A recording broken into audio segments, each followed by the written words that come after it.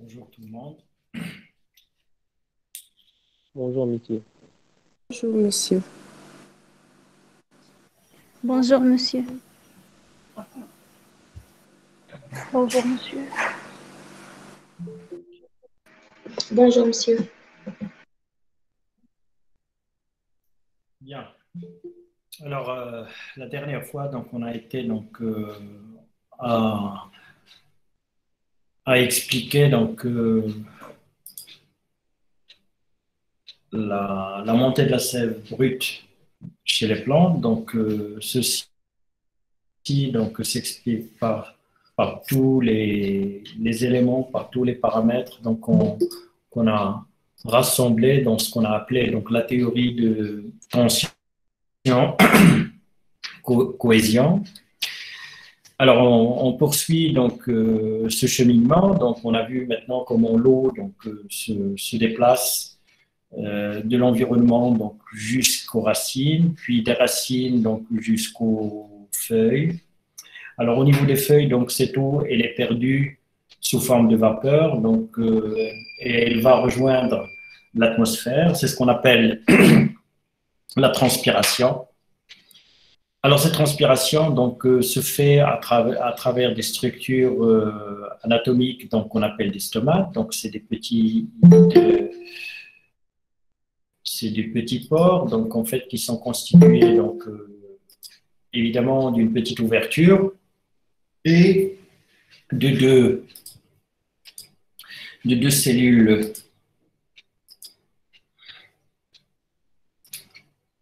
qu'on appelle des cellules de garde. Donc, j'espère que maintenant vous arrivez à voir la présentation. En tout cas, vous l'avez déjà. Oui. Oui, bon monsieur. Oui, monsieur. Oui, monsieur. Très bien.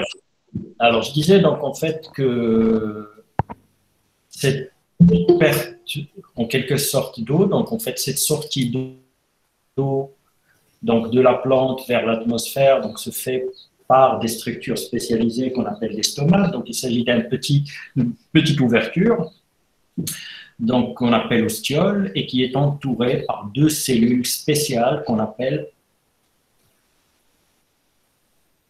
des cellules de garde.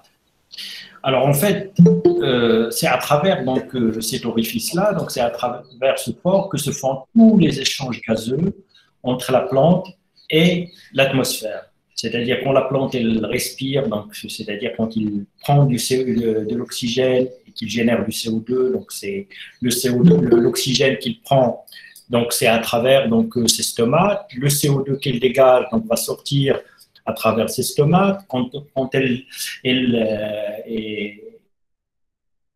est en photosynthèse active, le CO2 qu'elle capte, ça va rentrer par les stomates. L'oxygène qui en résulte va sortir par ces stomates.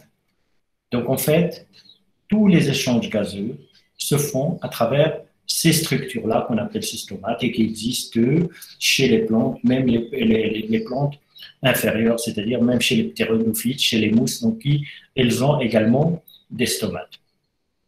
Bien, alors à cela, à cet oxygène et CO2, à ces échanges d'oxygène et de CO2, que ce soit pour la respiration ou pour la photosynthèse, va s'ajouter maintenant, en fait, les échanges sous forme de gaz là aussi, sous forme de vapeur, de la plante vers l'atmosphère. Alors il y a ça à retenir, mais il y a autre chose à retenir, c'est en fait que cette ouverture-là, en fait, cette ostiole-là, les plantes peuvent contrôler son diamètre, c'est-à-dire qu'ils peuvent contrôler l'ouverture et la fermeture de ces structures-là. Alors, une ouverture, il est synonyme, bien évidemment, d'une photosynthèse active, c'est-à-dire quand ces stomates sont ouverts, la plante peut se nourrir en dioxyde de carbone, il peut dégager du CO2 qui en résulte de la photosynthèse. Donc, il peut également respirer en prenant de l'oxygène de l'atmosphère, de l'air, et en dégageant du CO2 qui va résulter du catabolisme cellulaire. Et également, quand ces structures-là donc, sont ouvertes, donc en fait, c'est synonyme également d'une perte d'eau par transpiration. Il y a beaucoup d'eau, donc qui va s'échapper à travers ces structures-là, donc pour aller vers l'atmosphère. Alors, il se trouve que dans beaucoup de régions sur Terre, donc et par saison, par moment, donc en fait, les plantes doivent contrôler donc en fait cette transpiration. Ils doivent contrôler donc ces pertes en eau parce qu'en fait l'eau n'est pas assez abondante, l'eau n'est pas suffisamment abondante pour que la plante puisse donc en perdre tout le temps. Alors maintenant, vous savez, vous avez compris donc en fait que les plantes ils sont dans une situation un peu particulière, donc s'ils ferment l'estomac pour ne pas perdre de l'eau, ils vont également se priver de se nourrir en carbone, c'est-à-dire ils ne vont plus absorber suffisamment de dioxyde de carbone pour leur photosynthèse. S'ils ouvrent l'estomac, ils peuvent se nourrir en dioxyde de carbone, donc convenablement, mais à l'inverse, ils vont perdre beaucoup d'eau. Alors c'est une situation assez contradictoire pour les plantes parce que tout simplement, c'est la même porte. C'est à travers la même porte, c'est à travers les mêmes structures, c'est-à-dire ici on parle de stomac, donc c'est à travers donc, ces mêmes structures que les plantes vont se nourrir, mais également qu'ils risquent de perdre beaucoup d'eau. Alors vous avez compris donc en fait que les plantes vont passer la majeure partie de leur vie, de leur temps, à essayer d'optimiser ce phénomène, c'est-à-dire se dire, tiens, il faudra quand même se nourrir suffisamment en CO2, mais il ne faut pas qu'on perde beaucoup d'eau. Ou bien, il faut se nourrir suffisamment en CO2, quitte à perdre de l'eau, mais il faudra que la vitesse de croissance et de photosynthèse soit suffisante pour en fait boucler son cycle, c'est-à-dire donc fleurir s'il s'agit de plantes supérieures, donc fleurir, fructifier, avant que le manque d'eau soit létal, c'est-à-dire avant que le manque d'eau puisse entraîner la mort de la plante. Donc c'est une course, c'est une stratégie, c'est un compromis, donc et les plantes, donc en fait dans le règne végétal, il y a toutes les situations possibles. Il y a des espèces qui vont choisir, donc qui vont ouvrir leur stomate au maximum et en se nourrissant de dioxyde de carbone au maximum, quitte à perdre un peu d'eau, mais c'est une course. C'est-à-dire, donc, ils vont se dire, ils vont réussir à boucler leur cycle avant que le manque d'eau soit létal. Il y a d'autres plantes, dès qu'ils ressentent un manque d'eau, ils vont fermer complètement le stomate. Les stomates quitte à arrêter leur croissance, c'est-à-dire ils vont plus se nourrir ou ils vont se nourrir très très peu en carbone, il n'y aura pas de photosynthèse, il n'y a pas de photosynthèse, il n'y aura pas de croissance, c'est-à-dire ils vont arrêter leur croissance en attendant qu'il y ait suffisamment d'eau. Alors donc il y a toutes les stratégies d'adaptation possibles. Alors ça c'est juste une parenthèse pour que vous compreniez un peu de quoi il s'agit. Alors maintenant ce qui nous intéresse nous, plus particulièrement dans ce cours, c'est par quel mécanisme physiologique, donc en fait les plantes arrivent-elles à contrôler cette ouverture, fermeture d'estomac, c'est-à-dire comment ça se fait qu'est-ce qui se passe pour que l'estomac s'ouvre et qu'est-ce qui se passe pour que l'estomac puisse se fermer. Donc c'est ça qu'on va essayer de voir aujourd'hui. Alors avant cela, donc, il faudra juste comprendre, donc, vous l'avez certainement compris, j'espère, c'est qu'en fait, si les stomates sont ouvertes, et ça, c'est synonyme d'une facilité de circulation des gaz à travers l'ostiole. C'est-à-dire, plus ils sont ouverts, plus ils vont faire passer plus facilement le CO2, la vapeur d'eau, l'oxygène, etc. Au contraire, ils sont fermés, donc en fait, cette circulation de gaz va être difficile. Alors donc en fait, cette circulation, donc la facilité ou la difficulté de cette circulation, donc on peut la traduire par deux paramètres, donc qui peuvent vous rappeler d'autres paramètres que vous avez déjà vus pour une circulation, mais pas de molécules, pas d'atomes, de gaz, mais d'électrons. Alors, on vous a déjà parlé donc d'une résistance électrique ou d'une conductance électrique. Donc, en fait, la résistance électrique, ça traduit en fait la facilité ou la difficulté de circulation des électrons dans un conducteur. Alors, c'est de la même manière qu'on va ici également définir une résistance stomatique et une conductance stomatique. Une résistance stomatique donc, va traduire la facilité ou la difficulté de circulation des gaz à travers l'estomac. À l'inverse, la conductance stomatique également traduira la même chose, mais en sens inverse. Alors maintenant, une résistance stomatique élevée, elle est synonyme d'une difficulté de circulation des gaz, c'est-à-dire elle est synonyme d'une fermeture d'estomac. Quand les stomacs sont fermés, les gaz vont circuler difficilement, la résistance à la circulation va être élevée, la résistance stomatique est élevée. La conductance stomatique élevée, ça veut dire que ça circule facilement à travers l'estomac, c'est-à-dire que les gaz vont circuler facilement, et ça, ce n'est possible que lorsque les stomacs sont ouverts. Donc, plus les stomacs sont ouverts, plus la conductance stomatique est élevée, plus les stomacs sont fermés, plus la conductance est basse, et plus la résistance est élevée. Donc, en fait, c'est très facile donc, à comprendre. Bien.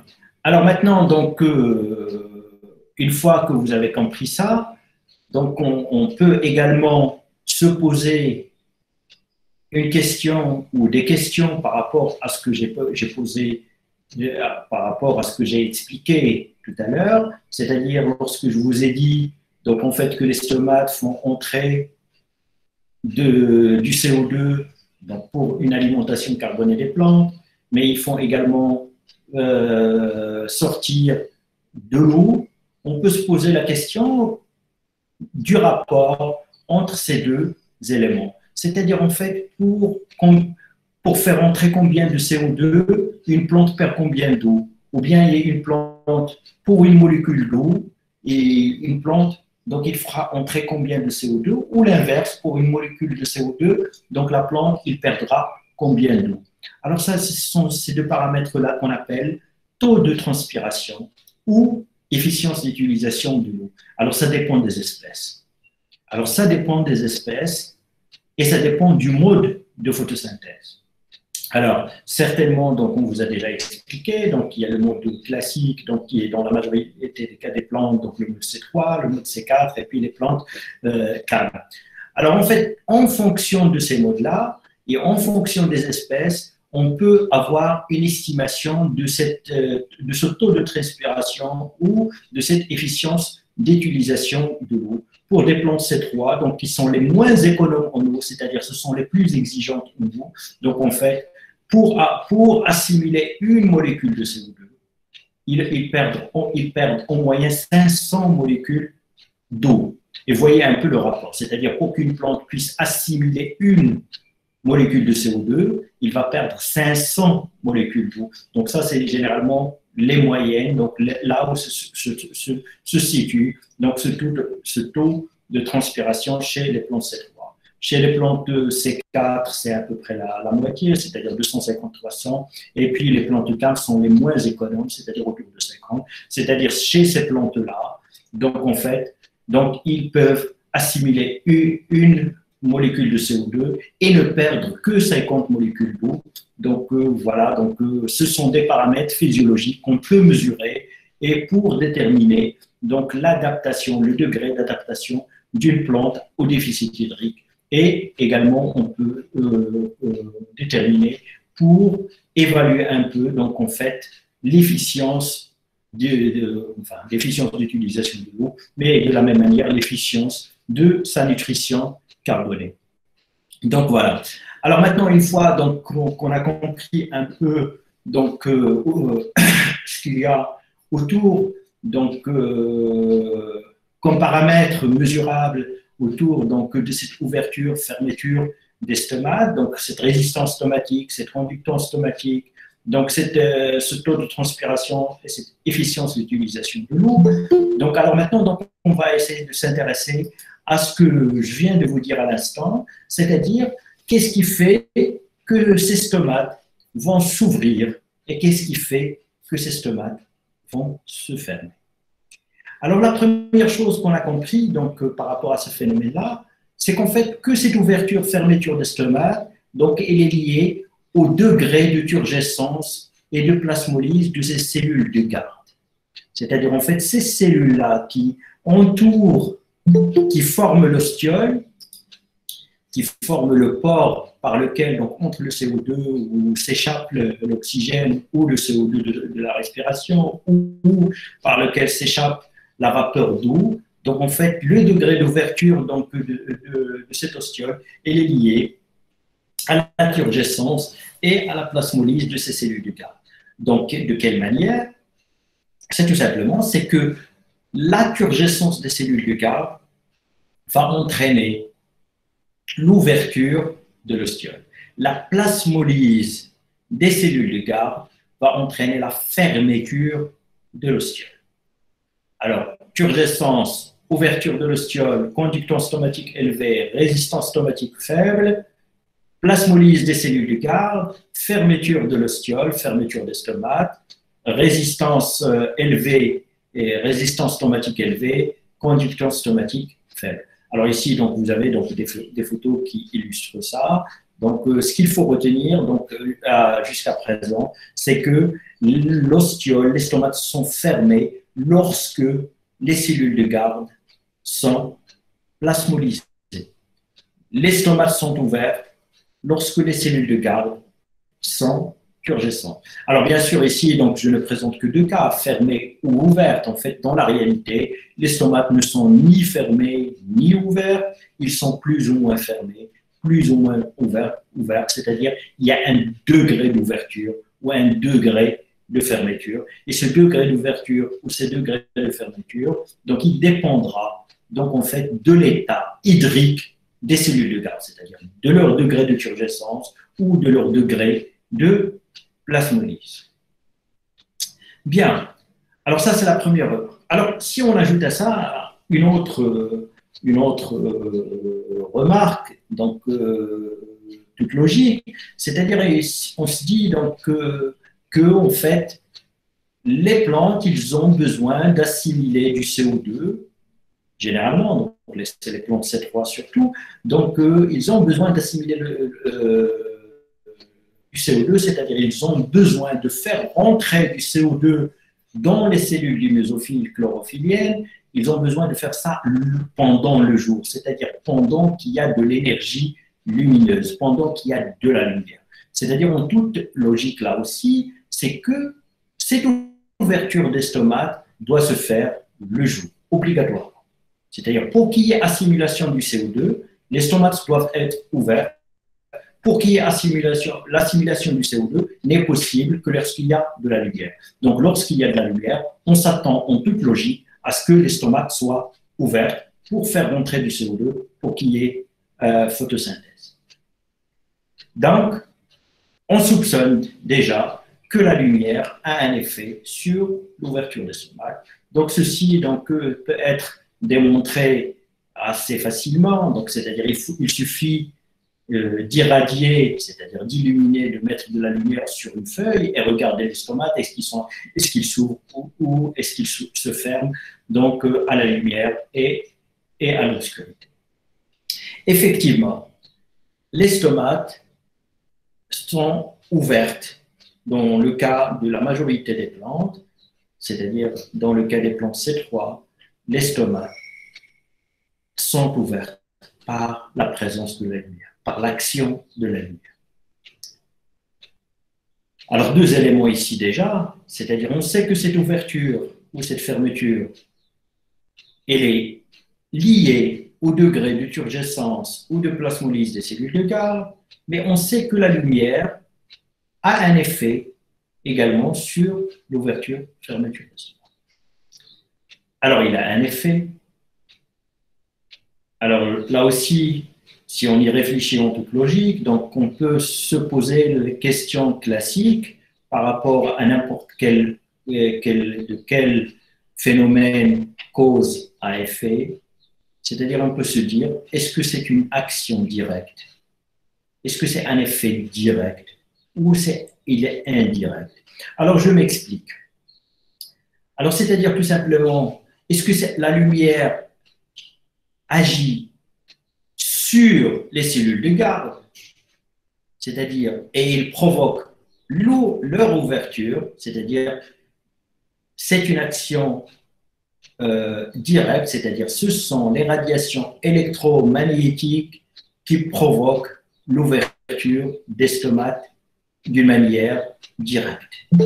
Ou bien, est-ce que les radiations électromagnétiques de la lumière agissent sur quelque chose, qui agissent sur autre chose, qui agissent sur quelque chose d'autre, pour en fin de compte arriver à quelque chose qui provoque l'ouverture des stomates, et ça s'appelle une action indirecte, c'est-à-dire il y a une cascade d'événements, c'est-à-dire il y a un enchaînement d'événements qui va entraîner l'ouverture des stomates, et l'action n'est pas indirecte dans ce cas. Alors la première chose à laquelle on peut penser, c'est-à-dire en fait la lumière, ce qu'elle fait, donc ce qu'on connaît, donc l'action photochimique de la lumière, donc c'est la photosynthèse, c'est-à-dire on sait que les plantes, les pigments des plantes, les pigments chlorophylliens peuvent recevoir l'énergie lumineuse, ils peuvent la transformer, donc ils peuvent la faire véhiculer, la transformer, donc jusqu'à devenir une énergie chimique, c'est-à-dire c'est le processus de photosynthèse.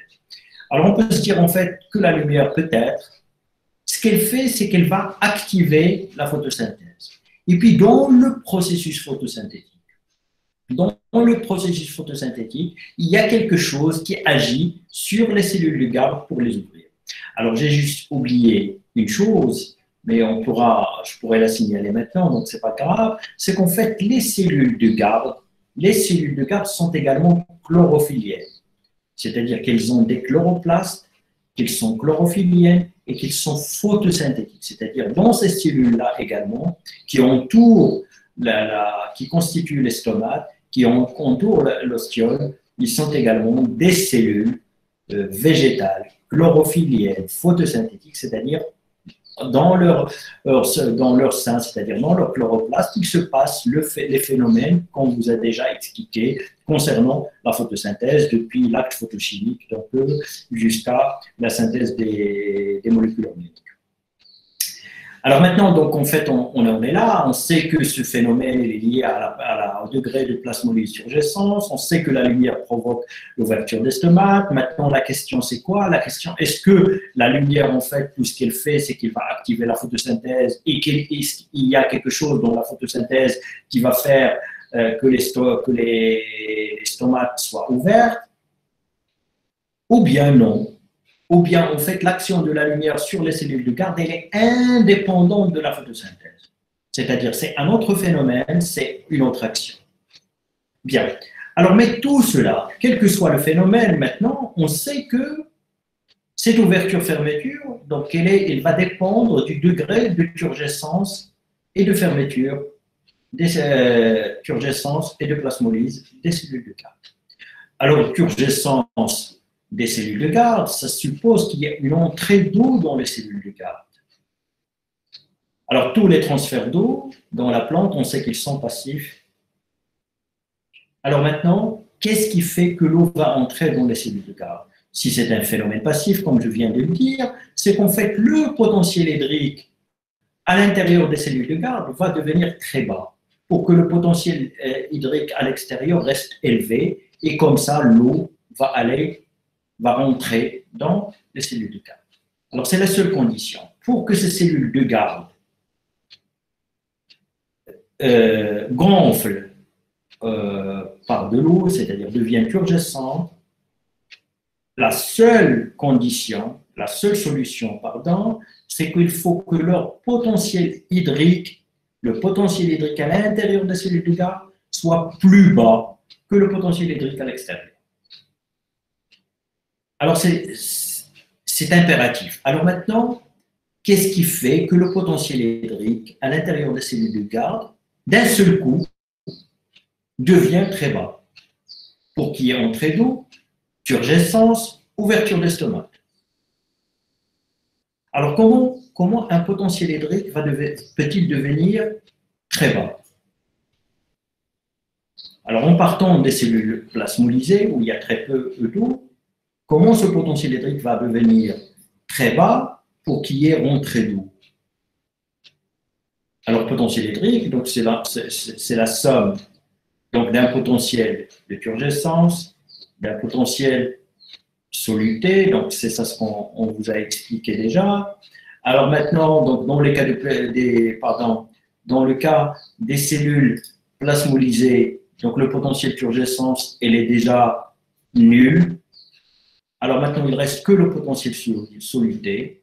Pour que ce potentiel hydrique soit encore plus bas, il faudra que ce potentiel soluté soit très très bas.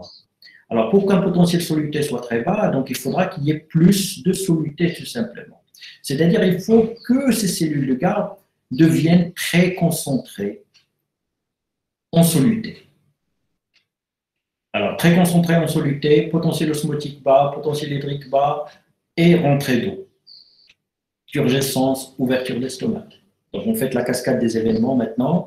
Donc, vous l'avez compris, donc elle suit donc les étapes que je viens d'énoncer maintenant. Alors maintenant, pour que le potentiel soluté à l'intérieur des cellules de garde soit très bas, il faudra qu'il y ait plus de soluté. Pour qu'il y ait plus de soluté, là aussi, il y a deux possibilités uniquement. Alors, soit que ces solutés-là sont fabriquées à l'intérieur des cellules de garde, c'est-à-dire qu'ils sont produits à l'intérieur des cellules de garde, soit qu'ils vont venir de l'extérieur. Donc, en fait, il y a une troisième solution, c'est que ce soit les deux. C'est-à-dire qu'ils sont synthétisés à l'intérieur, certains sont synthétisés à l'intérieur, d'autres rentrent de l'extérieur, et donc, en fait, la combinaison des deux, soit l'un, soit l'autre, soit la combinaison des deux. Bien. Alors, autre chose, c'est qu'en réfléchissant à ces solutés, ou bien ces solutés sont organiques, ou bien ils peuvent être des minéraux. Alors organiques, c'est-à-dire donc de la matière organique synthétisée, des sucres, des acides aminés, etc. Donc, c'est-à-dire des petites molécules organiques qui vont se retrouver en très grand nombre dans les cellules de garde, qui vont faire abaisser le potentiel soluté, abaisser le potentiel hydrique pour que l'eau puisse entrer. Alors donc, s'il s'agit de solutés organiques, effectivement, il y a les deux possibilités. C'est-à-dire, les solutés organiques, c'est quelque chose qui peut être fabriqué par les cellules. C'est-à-dire, les cellules peuvent fabriquer des sucres, des acides aminés, etc. Donc, des petites molécules comme ça. Donc, toutes les cellules vivantes savent les fabriquer, les synthétiser, etc. Il s'agit de solutés minérales, donc en fait les minéraux, donc en fait les êtres vivants ne savent pas fabriquer des minéraux, donc aucun être vivant ne peut fabriquer du sodium, ni du calcium, ni du potassium, ni du manganèse, ni du magnésium. Donc, tous les minéraux ne sont pas fabriqués par les êtres vivants. Ils ne peuvent être que pris dans l'environnement. Donc, en fait, les minéraux, donc, pour votre petit savoir, donc, ils sont fabriqués dans les étoiles. Donc, c'est des éléments qui nous parviennent des étoiles. Bon, alors, tous les êtres vivants, aucun être vivant n'est capable de synthétiser un élément minéral, quel qu'il soit. Donc, s'il s'agit d'éléments minéraux qui vont s'accumuler à l'intérieur des cellules de garde, donc dans ce cas-là, ils ne peuvent provenir que de l'extérieur. C'est-à-dire, ils n'étaient pas à l'intérieur de la cellule et ils vont rentrer à l'intérieur de la cellule pour devenir très concentrés, pour abaisser le potentiel soluté et pour abaisser le potentiel hydrique pour qu'il y ait rentrée d'eau, turgescence, ouverture d'estomac.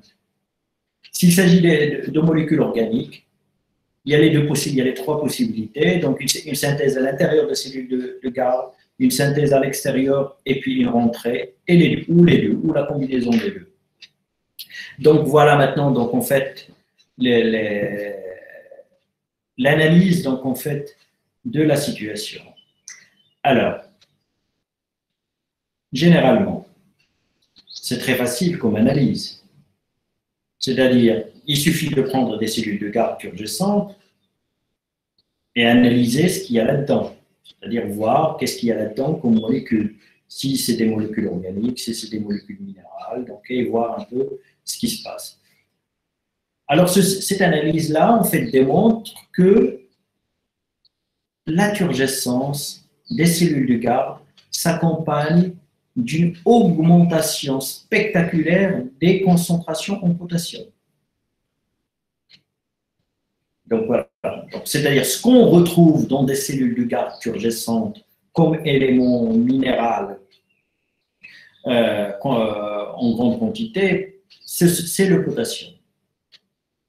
C'est-à-dire obligatoirement que le potassium, donc il est rentré, c'est un élément minéral, donc la cellule ne peut pas le synthétiser, donc il l'a absorbé de l'extérieur, donc il vient de l'extérieur. Donc en fait, la turgescence des cellules de garde, il va dépendre d'un abaissement du potentiel soluté qui lui-même est la conséquence d'une augmentation de la concentration en potassium à l'intérieur des cellules. Donc ça, ce sont les étapes que je viens d'expliquer. Alors, une ouverture d'estomac, donc ça va nécessiter une baisse de potentiel osmotique pour qu'il y ait absorption de l'eau, une turgescence et une ouverture des stomates. Alors maintenant, ça c'est, on va arrêter là pour le moment cette question de turgescence, plasmolyse des cellules de garde, abaissement du potentiel hydrique des cellules de garde et rentrée d'eau. On va la laisser un peu de côté et on va s'intéresser à l'autre paramètre, c'est-à-dire à la lumière. Je viens de vous dire en fait que cette ouverture des stomates est également dépendante de la lumière, c'est-à-dire la lumière fait ouvrir l'estomac de la majorité des plantes. Par quel mécanisme? Ça aussi, on ne sait pas. Enfin, au début, on ne sait pas, maintenant on sait. Alors maintenant, on peut penser à ce que j'ai expliqué tout à l'heure, c'est-à-dire, est-ce que c'est une action directe? Est-ce que c'est une action indirecte? Est-ce que c'est juste la lumière, ce qu'elle fait, c'est qu'il va activer la photosynthèse, et quelque chose dont la photosynthèse va ouvrir l'estomac, ou bien l'ouverture des stomates par la lumière est un phénomène indépendant de la photosynthèse, c'est-à-dire c'est autre chose. C'est un autre phénomène, c'est-à-dire la lumière fait quelque chose, agit sur quelque chose qui n'est pas le processus photosynthétique et qui va à la fin entraîner l'ouverture des stomates. Bien. Alors maintenant, c'était pas facile donc d'y voir clair dans cette question de lumière. Mais quand même, on y est arrivé. Alors la première chose, il y a d'autres questions qu'on peut se poser donc, en tant que scientifique par rapport à ça, c'est-à-dire il faut se dire donc, déjà, est-ce que ce sont les mêmes radiations qui sont actives sur la photosynthèse? Est-ce que ce sont les mêmes radiations qui entraînent l'ouverture des stomates? C'est-à-dire, donc en fait, il faut faire passer les radiations électromagnétiques, donc une par une, donc longueur d'onde par longueur d'onde, et voir un peu l'effet.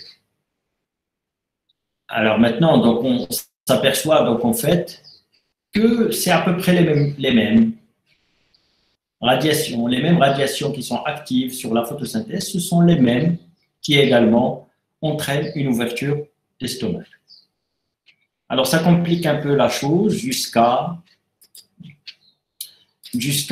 une expérience qui est restée célèbre. Donc c'est ce que vous voyez devant vous maintenant. Alors cette expérience, donc en fait, il a apporté quelque chose de particulier. C'est-à-dire, on va essayer, donc en fait, comme j'ai dit, donc en fait, ce sont les mêmes radiations les plus actives sur la photosynthèse qui sont également actives sur l'ouverture des stomates. Alors, sauf que dans cette expérience-là, qu'est-ce qu'on a fait? On a irradié, c'est-à-dire on a exposé des stomates à une lumière bleue, à une lumière rouge. Qu'est-ce qui va se passer? Il y aura photosynthèse, puisque les stomates, les cellules de garde sont chlorophylliennes. D'accord? Il y aura photosynthèse, mais également il y aura ouverture des stomates. Mais on va se mettre dans une situation particulière. On va se mettre dans la situation suivante, c'est-à-dire on va mettre suffisamment d'intensité lumineuse dans le rouge pour qu'on puisse avoir une ouverture, une photosynthèse saturée, une photosynthèse maximale. C'est-à-dire on va mettre une intensité, beaucoup en fait, comprenez-le comme ça, on va mettre beaucoup de lumière rouge. Comme ça, la photosynthèse elle est à son maximum et on va regarder juste ce qui se passe pour l'ouverture des stomates. Alors, c'est ce qui se passe ici. Donc, en fait, on a mis de la lumière rouge saturante pour la photosynthèse, c'est-à-dire énormément d'intensité lumineuse dans le rouge, et on regarde en fait que les stomates vont s'ouvrir, s'ouvrir. Donc, ici, vous avez le diamètre d'ouverture des stomates, et ici, vous avez le temps. En fonction du temps, donc cette ouverture de stomate va augmenter, augmenter, augmenter jusqu'à un certain niveau. Jusqu'à un certain niveau, elle va s'arrêter. Donc, c'est l'ouverture maximale des stomates. C'est l'ouverture maximale des stomates obtenue dans le cas d'une irradiation par un rayonnement rouge d'une intensité saturante de la photosynthèse. Donc, en fait, la photosynthèse, elle est à son maximum. Et l'ouverture des stomates, elle est également à son maximum dans ce cas-là. Alors, quand l'ouverture des stomates elle est maximale, on va rajouter de la lumière bleue. C'est ce qu'on fait ici. C'est-à-dire, on attend que la lumière rouge puisse provoquer un maximum d'ouverture des stomates. Quand on atteint ce maximum d'ouverture des stomates par la lumière rouge, on va ajouter de la lumière bleue. Alors, quand on rajoute de la lumière bleue, on voit que l'ouverture des stomates va augmenter. Donc, c'est-à-dire que les stomates vont s'ouvrir plus. Alors, maintenant, on va revenir à ce qu'on s'est posé tout à l'heure comme question. C'est-à-dire, est-ce que c'est dépendant de la photosynthèse ou est-ce qu'il est indépendant de la photosynthèse? Alors, dans ce premier cas, où vous avez une irradiation par la lumière rouge saturante de la photosynthèse, oui, et qui va entraîner une ouverture des stomates. Qu'est-ce qu'on observe? Vous mettez de la lumière rouge, donc il y aura de la photosynthèse qui va de plus en plus s'accentuer, donc s'activer. Et puis vous avez également une ouverture des stomates qui va également devenir de plus en plus importante. Qu'est-ce qu'on peut conclure? Est-ce que cette ouverture des stomates, est-ce qu'elle est provoquée par la lumière rouge directement, ou est-ce que c'est la photosynthèse qui fait ouvrir les stomates? Franchement, ici, donc on ne peut rien conclure. On ne sait pas, parce qu'en fait, les deux sont liés, on les voit, quand on met de la lumière rouge, on voit les deux qui se passent. On voit aussi bien une photosynthèse qui va s'activer, et on voit également une ouverture des stomates. Alors maintenant, est-ce que la lumière rouge agit directement sur l'ouverture des stomates? On ne sait pas. Est-ce qu'elle agit juste sur la photosynthèse et puis quelque chose de la photosynthèse fait ouvrir les stomates? On ne sait pas. Mais quand on met de la lumière bleue, alors quand on met de la lumière bleue dans ces conditions-là, est-ce que la photosynthèse s'accentue? Non. Non. La photosynthèse ne peut plus s'intensifier parce qu'elle est déjà à son maximum. On a déjà mis assez de lumière rouge pour que la photosynthèse est à son maximum. Donc la photosynthèse n'augmente plus d'intensité parce qu'il est saturé, mais l'ouverture des stomates augmente. Ça veut dire quoi? Ça veut dire que cette fois-ci, on détient une preuve qui dit tout simplement que l'action de la lumière bleue sur l'ouverture des stomates, elle est indépendante de la photosynthèse. Parce que lorsqu'on met de la lumière bleue, dans ce cas-là, la photosynthèse n'augmente plus d'intensité parce qu'il est déjà à son maximum. Mais malgré que la photosynthèse est déjà à son maximum, si on met de la lumière bleue, les stomates vont s'ouvrir plus. Ça veut dire que la lumière bleue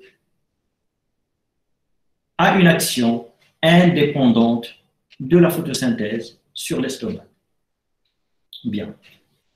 Alors, on continue notre raisonnement. Alors maintenant, donc, on va essayer de comprendre comment cette lumière bleue agit sur l'estomac. Alors, quand on met ici, donc c'est une expérience, c'est une autre expérience qui est faite sur des protoplastes.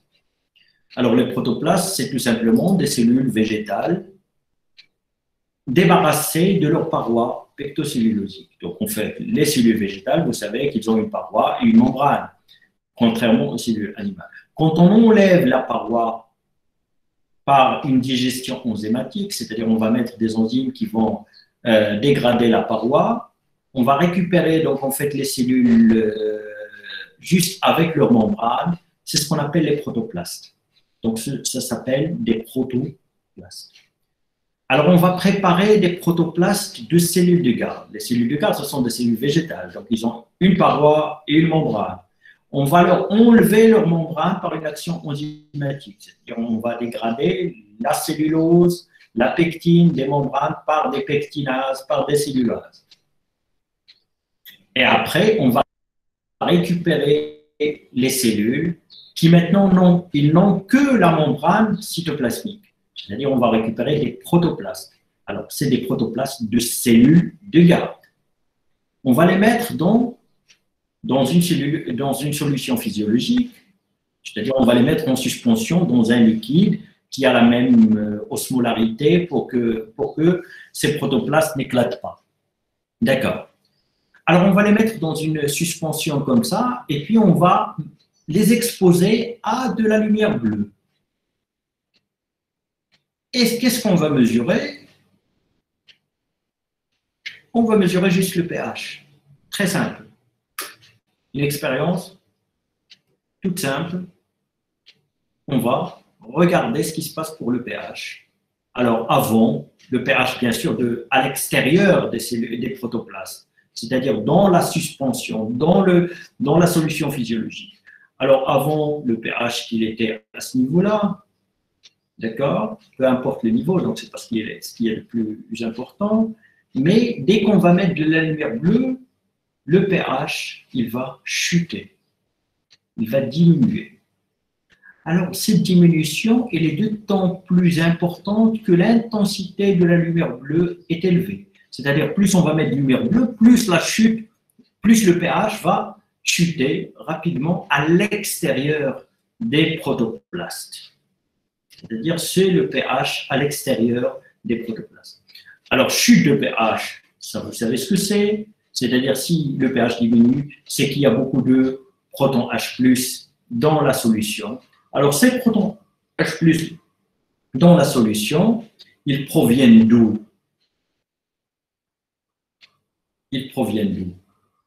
Alors là aussi, donc ils ne peuvent provenir que des protoplastes, que de l'intérieur des cellules.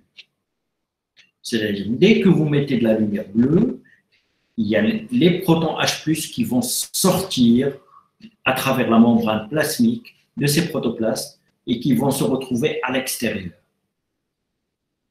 Ils vont se retrouver à l'extérieur en grand nombre, en grande concentration, et ça va être traduit, et ça va provoquer une chute de pH.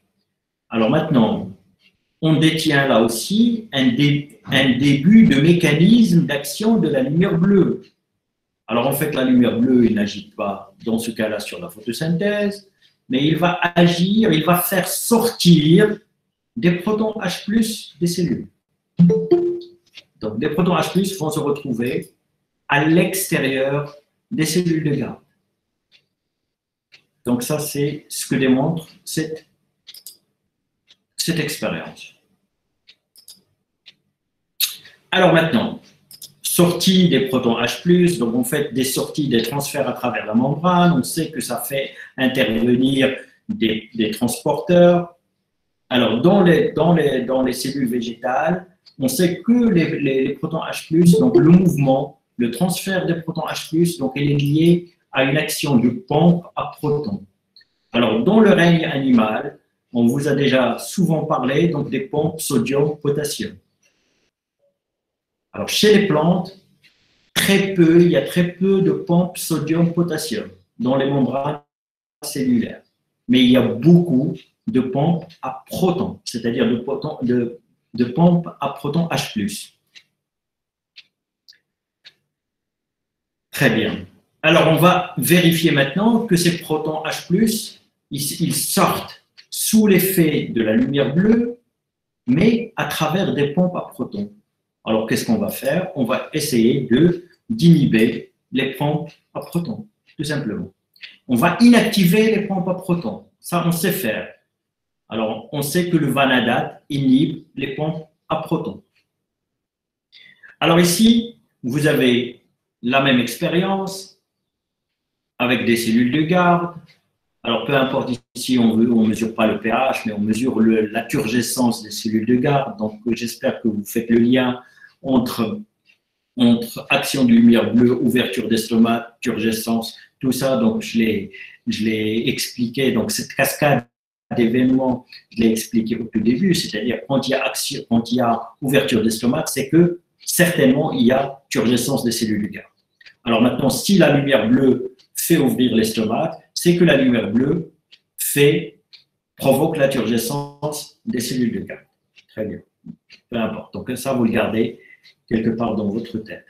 Alors maintenant, ce qu'on a fait dans cette expérience, c'est qu'en fait, vous avez, on a fait ça donc sur des cellules de garde qu'on a traitées avec du vanadate et des cellules de garde qu'on n'a pas traitées avec du vanadate qui vont servir de contrôle ou de témoin. Alors donc ici, donc, on va rajouter à certaines cellules de garde, on va rajouter 500 micromolaires de vanadate et des autres, on ne va rien rajouter. Et puis, on va mettre de la lumière bleue. Ici, donc, à partir d'un certain moment, on va mettre de la lumière bleue. Donc, la zone où vous mettez de la lumière bleue, donc ici, elle est en bleu. Elle est en bleu dans ce graphique. Alors maintenant, qu'est-ce qui se passe lorsque vous mettez de la lumière bleue? Normalement, donc, il devrait y avoir sortie de protons H+. Alors, si ces protons H+, sortent à travers des pompes à protons, ceci n'est plus possible que dans le cas où il n'y a pas de vanadate, parce que le vanadate va inhiber le fonctionnement des pompes à protons. Alors, c'est exactement ce que montre cette expérience. C'est-à-dire, quand vous avez du vanadate, en fait, même en mettant de la lumière bleue, il ne se passe rien. C'est-à-dire, là, vous avez à peu près le même niveau de turgescence des cellules de garde. Voilà. C'est à peu près la même chose. Ça reste la même chose. Alors maintenant, pour les cellules de garde témoins, alors maintenant, il n'y a pas de vanadate.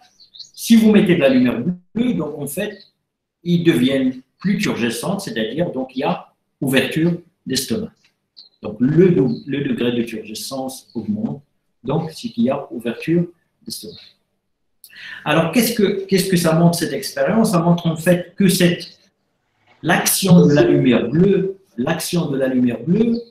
il nécessite des pompes à protons actives. Voilà ce que ça montre. C'est-à-dire, la lumière bleue ne peut avoir d'effet que si les pompes à protons fonctionnent normalement. Dès qu'ils sont inhibés, la lumière bleue n'a plus d'effet. Donc, lumière bleue, une action indépendante de la photosynthèse. Il fait ouvrir l'estomac et il s'accompagne par une sortie de protons H+ à l'extérieur des cellules de garde. Sortie de protons H+, qu'on soupçonne qu'il est le résultat d'une activation de pompes à protons. C'est ce qu'on a vérifié ici. En fait, on inhibe les pompes à protons, donc en fait, la lumière bleue n'a plus d'effet. Alors on continue. Alors, il y a un autre phénomène donc, qui accompagne tout ça, c'est qu'en fait, quand on active, alors ici, donc on a inhibé les pompes à protons par du vanadin, mais on sait également les activer par de la fusicoxine, par une autre toxine, par une autre molécule, par une autre protéine qui est toxique et qui est produite par un champignon. Peu importe, ce n'est pas ça ce qui est important. C'est-à-dire qu'on va essayer d'activer les pompes à protons, mais sans mettre de lumière bleue. Alors, ceci, on peut les activer par de la fusicoxine. Alors, dès qu'on va mettre de la fusicoxine, ici on a mesuré un autre paramètre, mais tout ça c'est lié. Alors, en fait, qu'est-ce qu'on a mesuré? On a mesuré un courant électrique à travers la membrane plasmique, c'est-à-dire une polarisation de la membrane plasmique. Alors, en fait, dès qu'on active les pompes à protons, la membrane plasmique se polarise, c'est-à-dire donc en fait il y a des charges positives d'un côté et des charges négatives d'un côté, c'est-à-dire il n'y a plus équilibre de charge, on peut mesurer une différence de potentiel, on peut mesurer un courant électrique à travers la membrane plasmique.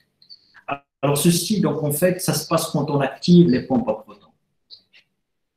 Alors maintenant, et c'est la même chose aussi qui se passe lorsqu'on met de la lumière bleue. Lorsqu'on met de la lumière bleue, il y a un courant. On peut mesurer un courant à travers la membrane plasmique. Alors, quand on active les pompes à protons, on peut également mesurer un courant à travers la membrane plasmique. Quand on met ici un composé, le CCCP, le carbonyl cyanide et chlorophényl hydrazone, donc quand on l'ajoute, donc en fait le courant, la polarisation de la membrane disparaît. Alors en fait, ce CCCP, qu'est-ce qu'il fait? C'est un dissipateur de gradient de proton H+. Qu'est-ce que ça veut dire un dissipateur de gradient de proton H+? Alors maintenant, donc, si vous imaginez un peu et si vous suivez jusqu'à présent ce qui se passe, c'est-à-dire vous mettez de la lumière bleue, il y a sortie des protons. C'est ça, on vient de le voir dans l'expérience. C'est-à-dire il y a beaucoup de protons qui sortent de la membrane, il y a beaucoup de protons H+ à l'extérieur des cellules. Ceci, donc, ça se traduit par une polarisation de la membrane, c'est-à-dire il y a plus, enfin, il y a un gradient, ça se traduit tout d'abord par un gradient de protons H+, c'est-à-dire il y a plus de protons H+ d'un côté que de l'autre. Alors maintenant, ce CCCP-là, il rétablit l'équilibre, tout simplement. C'est-à-dire, quand vous mettez ce CCCP-là, il va empêcher qu'il y ait plus de protons H+ d'un côté que de l'autre. C'est pourquoi on l'appelle un dissipateur de gradient de protons. Alors maintenant, une fois que vous avez compris ça, on active les pompes à protons par une protéine fongique. Il y a un courant qu'on peut mesurer. Lorsqu'on rajoute quelque chose qui ne laisse pas s'établir un gradient de protons H+, le courant disparaît. Alors ça veut dire tout simplement que le courant qu'on observe ici est le résultat de la polarisation de la membrane par les protons H+. C'est-à-dire c'est le résultat du gradient de protons H+. Ce courant-là, c'est le résultat qui est beaucoup de protons H+ d'un côté que de l'autre côté. C'est-à-dire c'est le résultat qui est beaucoup de charges positives d'un côté que de l'autre côté. Alors cette charge positive, cette sortie de protons, elle est liée il nécessite l'existence de pompes à protons H+ actives. C'est-à-dire, dès qu'on désactive les protons H+, dès qu'on les émet par du vanadate, tout cela disparaît. Alors maintenant, je récapitule. Lumière bleue, ouverture des stomates. Par quel mécanisme? On ne sait pas. En tout cas, c'est un mécanisme indépendant de la photosynthèse. Alors, qu'est-ce qu'on observe? Quand vous mettez de la lumière bleue, il y a sortie des protons H+ à l'extérieur des cellules de garde. Cette sortie des protons H+ à l'extérieur des cellules de garde s'accompagne de l'existence d'une différence de potentiel à travers la membrane plasmique. Quand on dissipe, c'est-à-dire quand on élimine, quand on ne laisse pas s'établir ce gradient de protons H+, ce courant électrique à travers la membrane plasmique disparaît. Quand on met de la lumière bleue, on peut également mesurer ce courant. Donc voilà. Quand on inhibe les pompes à protons, il n'y a pas de gradient de proton H+, il n'y a pas de courant électrique à travers la membrane. Donc voilà. Donc si on rassemble tous ces éléments-là, et on leur rajoute à ce que je vous ai expliqué tout à l'heure, qu'en fait, en même temps, la turgescence des cellules de garde est le résultat d'une concentration élevée en potassium. J'espère que vous ne l'avez pas oublié. Donc, je l'ai dit, je l'ai expliqué au tout début. Donc, c'est-à-dire qu'il y a beaucoup de potassium à l'intérieur des cellules de garde quand les cellules de garde vont devenir turgescentes. Alors, quand on rassemble tout ça, donc on ne va pas s'étaler, donc je ne vais pas m'étaler sur toutes les expériences. Alors maintenant, je vous résume le phénomène. Lumière bleue, il va agir sur quelque chose, on ne sait pas pour le moment, mais on sait qu'à un certain moment, il y a une activation de la pompe à protons membranaire qui va faire sortir des protons H+ à l'extérieur et que lorsque les protons H+ sont à l'extérieur en grande quantité, lorsqu'il y a un gradient de protons H+, il y a un courant électrique à travers la membrane plasmique. Et quand il y a ça, il y a aussi beaucoup de potassium à l'intérieur des cellules de garde. Alors, le potassium, donc en fait, s'il était absent de l'intérieur des cellules, c'est qu'il vient de l'extérieur, c'est qu'il est rentré à l'intérieur des cellules de garde. Alors, il est rentré, vu la vitesse avec laquelle tout ceci se passe, et vu ce qu'on connaît sur les transporteurs membranaires, on sait que cette augmentation rapide des concentrations en potassium à l'intérieur des cellules de garde ne peut être que le résultat d'une activation du canot. Donc, seuls les canaux membranaires sont capables d'augmenter la concentration d'un élément d'un côté ou de l'autre avec cette vitesse-là. Les autres transporteurs membranaires, ils n'en sont pas capables. Donc, certainement, c'est que ce phénomène-là s'accompagne également d'une activation des canaux potassiques, c'est-à-dire des canaux qui vont faire sortir ou rentrer du potassium. C'est-à-dire tout ce qu'on a vu, lumière bleue, activation de la pompe à protons, établissement du gradient de protons H+, établissement d'une polarisation de la membrane, mesure d'un courant électrique. Ceci également va s'accompagner d'une activation des canaux potassiques, c'est des canaux qui vont faire rentrer ou sortir du potassium. Alors maintenant, donc je vous explique le phénomène dans sa totalité. Alors, lumière bleue, donc je ne sais pas, donc pour le moment, donc on ne sait pas sur quoi elle agit. C'est-à-dire quelle est la structure ou la molécule qui va recevoir, qui va constituer le récepteur de la lumière bleue. C'est-à-dire cette lumière bleue, il va agir exactement sur quoi? Ça, pour le moment, on ne sait pas. Je vais y revenir. Mais on sait que avec ça, il y a activation de la pompe à protons, sortie des protons H+, gradient de concentration des protons H+, polarisation de la membrane, courant électrique à travers la membrane, rentrée massive du potassium. Alors en fait, les canaux potassiques, donc en fait ça aussi, donc on vous a certainement parlé, donc vous l'avez déjà eu quelque part dans votre cursus, donc les canaux, il y a des canaux voltage dépendants, il y a des canaux chimio-dépendants, il y a des canaux mécano-dépendants, etc. Il y a différents types de canaux. Alors les canaux potassiques sont potentiosensibles, c'est-à-dire ils sont voltage dépendants. Alors maintenant tout se clarifie, c'est-à-dire activation de la pompe à protons, sortie massive des protons H+, polarisation de la membrane, courant électrique à travers la membrane. Alors, ce courant électrique, donc, il va agir sur les canaux potassiques qui sont voltage dépendants, ils sont sensibles au voltage. Donc, en fait, c'est ce courant électrique à travers la membrane, c'est cette polarisation de la membrane, c'est ce courant électrique qu'on peut mesurer à travers la membrane de part et d'autre de la membrane plasmique qui va faire activer les canaux potassiques.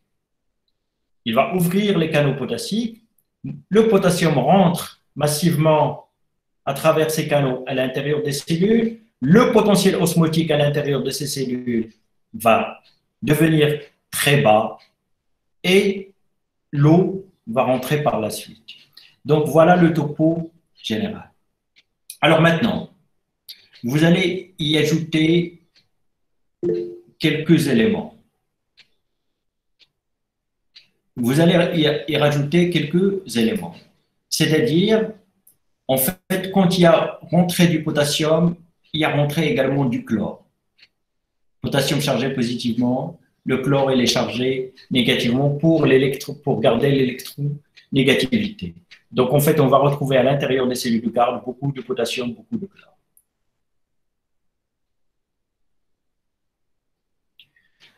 Alors, à côté du chlore, on va retrouver également à l'intérieur des cellules du garde d'autres molécules, on va retrouver beaucoup de malades. Alors, le malade, donc, c'est une substance organique. C'est une substance organique, donc c'est quelque chose qui est issu de la photosynthèse. Donc, en fait, ce qui contribue à la diminution du potentiel osmotique à l'intérieur des cellules du garde, c'est la rentrée du potassium, beaucoup de potassium, qui va s'accompagner également d'une rentrée du chlore, mais également avec une biosynthèse de malades. Donc, en fait, ce sont toutes ces substances-là qui vont contribuer à l'abaissement du potentiel osmotique. Alors, on va revenir rapidement à cette question, donc, en fait, d'action de la lumière bleue, c'est-à-dire le récepteur de la lumière bleue. Cette lumière bleue, il agit sur quoi? Alors, au début, donc, on a pensé que cette lumière bleue, il agit sur la pompe à protons. C'est-à-dire, c'est la lumière bleue qui active la pompe à protons. Il y a sortie de protons H+, gradient de protons H+, polarisation de la membrane et toute la cascade des événements que je viens d'expliquer. Alors maintenant, donc, en fait, maintenant, on sait que ce n'est pas vrai. En fait, la lumière bleue, donc, on pense maintenant qu'elle agit sur un pigment. En fait, ce sont les pigments, ce sont les molécules qui ont une couleur, qui interagissent avec les radiations électromagnétiques dans le domaine du visible. Donc ça, vous le savez. Alors maintenant, on pense que les récepteurs de la lumière bleue, c'est un pigment qu'on appelle la zéaxanthine. Alors c'est un xanthophile. Pourquoi on le pense? Donc il y a beaucoup d'éléments qui laissent à penser que c'est la zéaxanthine qui est le récepteur de la lumière bleue. Parce qu'en fait, le spectre d'action de la lumière bleue, c'est beaucoup de radiation, ce n'est pas une longueur d'onde, c'est beaucoup de radiation. Alors maintenant, le spectre d'action de la lumière bleue, c'est-à-dire les radiations de la lumière bleue les plus actives, sont également les plus absorbées par la zéaxanthine. C'est-à-dire le spectre d'absorption de la zéaxanthine et le spectre d'action de la lumière bleue, ils vont se confondre, ils vont se superposer. Ça, c'est la première chose. Alors, on a remarqué autre chose, c'est que plus il y a de zéaxanthine, plus les cellules du garde deviennent sensibles à la lumière bleue. C'est-à-dire, plus la concentration en zéaxanthine est élevée, plus ces cellules de garde vont devenir très sensibles à la lumière bleue. C'est-à-dire, dans ce cas-là, il suffit de très peu de lumière bleue, d'une intensité très faible de la lumière bleue pour qu'il y ait action de lumière bleue. Alors, il y a autre preuve que c'est la zéaxanthine, c'est qu'en fait, il y a des plantes particulières qu'on appelle et qui passent donc en fait du mode C3 au mode CAM, donc on appelle CAM facultative. Alors les plantes CAM, donc en fait ce sont des plantes donc en fait qui ferment l'estomac le jour, c'est-à-dire qu'ils sont insensibles à la lumière. Alors il y a ces espèces-là, ils ont la particularité de passer du mode C3 à ce mode-là sous l'action du sel. C'est-à-dire, s'ils se retrouvent dans un environnement où il y a beaucoup de sel, c'est-à-dire où il y a difficulté à absorber l'eau, ils vont passer au mode calme. C'est-à-dire, ils vont pas ouvrir les stomacs le jour, ils vont devenir insensibles à la lumière. Leurs stomacs vont devenir insensibles à la lumière. Et quand ils sont plantés dans un environnement où il n'y a pas beaucoup de sel, donc en fait, leur stomac s'ouvre sous l'action de la lumière. Alors, en comparant ces espèces-là dans ces deux environnements, on remarque qu'en fait, quand il n'y a pas de sel, ils ont de la zéaxanthine, et quand ils poussent dans un environnement où il y a du sel, ils n'ont plus de zéaxanthine. La biosynthèse de la zéaxanthine, elle est inhibée. Alors, en fait, si on rassemble tous ces éléments-là, ça concorde pour appuyer l'hypothèse que c'est la zéaxanthine, qui est un pigment, c'est un xanthophile, donc et qui est responsable de la réception de la lumière bleue. C'est-à-dire la lumière bleue, en fait, il agit sur un pigment. C'est ce pigment-là qui va absorber cette lumière bleue. Et puis, donc, il y a une cascade, il y a quelque chose qui se passe entre ce pigment-là jusqu'à l'activation de la pompe à protons qui est dans les membranes et pour avoir toute la cascade qu'on vient de voir. Bien. Alors maintenant, pour finir, donc, en fait, cette séance. Alors, tout ce que je viens de vous expliquer, c'est quelque chose qui se passe pour ouvrir l'estomac. Alors, bien sûr, pour fermer, donc c'est le phénomène inverse. Donc, il faudra qu'il y ait sortie d'eau au lieu de rentrée d'eau, etc. Donc, vous inversez tous ces phénomènes-là que je viens d'expliquer pour que vous obteniez une sortie d'eau des cellules de garde, une plasmolyse des cellules de garde, pour avoir une fermeture des cellules de garde. Mais tout ce que je viens de vous expliquer là, donc c'est quelque chose qui se passe au début de l'ouverture des cellules de garde. C'est-à-dire, donc en fait, dans cette figure-là, ce qu'on vous explique, c'est ce qui se passe au cours de la journée. Alors, vous regardez en fait l'augmentation du potassium dans les cellules de garde. Donc, c'est quelque chose qui survient au début de la journée. C'est au début de la journée qu'il y a des concentrations élevées, que les concentrations augmentent en potassium dans les cellules de garde. Après, le potassium diminue. Mais l'ouverture des cellules de garde ne diminue pas. Donc, il reste ouvert, il continue à augmenter. C'est ce que vous avez ici dans la courbe noire. Donc, l'ouverture, elle continue, mais le potassium, les concentrations en potassium dans les cellules de garde, donc en fait, il ne reste pas tout le temps élevé, donc il diminue. Alors, en fait, si le potassium, comme je viens de vous expliquer, donc il rentre à travers donc, toute la cascade d'événements que je viens d'expliquer.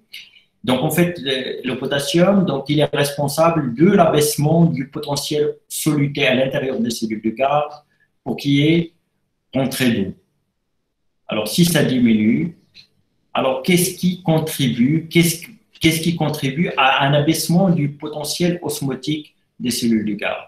Donc, s'il diminue, s'il sort de ces cellules, c'est qu'il y a quelque chose d'autre, qu'il a été remplacé par quelque chose d'autre. Alors maintenant, on sait par quoi il est remplacé. Il est remplacé tout simplement par du saccharose. Alors, dès que la photosynthèse devient active, donc il va produire de l'amidon, et de cet amidon-là, on peut avoir du saccharose. Donc, en fait, c'est ce saccharose-là qui va remplacer le potassium au cours de la journée. Plus la journée donc, avance, en fait, le potassium va sortir peu à peu des cellules de garde. Il va être remplacé par le saccharose qui va résulter de la photosynthèse pour maintenir toujours la différence de potentiel hydrique entre les cellules de garde et l'extérieur pour qu'il y ait toujours rentrée d'eau, pour qu'il y ait toujours une ouverture d'estomac. Alors, dans l'après-midi, donc, en fait, à partir, donc, en fait, du milieu de l'après-midi. Donc, en fait, les teneurs en saccharose diminuent, les teneurs en potassium diminuent dans les cellules du cœur et l'ouverture des stomates donc diminue, c'est-à-dire les stomates vont se fermer doucement donc, vers la fin de la journée. Donc voilà, donc j'arrête à ce niveau-là donc cette séance. Il y a des choses peut-être dont j'ai pas parlé. Il y a des choses dont j'ai pas parlé, donc en fait ça devrait être juste des choses pas très difficiles à comprendre. Donc en tout cas, donc si vous en avez des questions sur ce que j'ai pas évoqué lors de cette séance et qui figure dans ce diaporama, vous pouvez toujours poser des questions à ce propos. Alors donc, on arrête à ce niveau-là. Donc peut-être si vous avez des questions sur ce que je viens d'expliquer aujourd'hui, donc on va prendre quelques minutes pour répondre. Sinon, donc on se verra la prochaine fois. Alors c'est à vous. Monsieur, Oui. s'il vous plaît, est-ce qu'on peut conclure directement que l'ouverture du stomate est indépendante de la photosynthèse? Non, c'est l'action de la lumière bleue qui est indépendante de l'ouverture des stomates induite par la lumière bleue, elle est indépendante de la photosynthèse. L'action de l'ouverture des stomates provoquée par la lumière rouge, elle est liée à la photosynthèse. À la photosynthèse. En fait, dans l'ouverture des stomates, il y a deux éléments. Il y a quelque chose qui vient de la photosynthèse, il y a quelque chose qui est indépendant de la photosynthèse. Merci. De rien.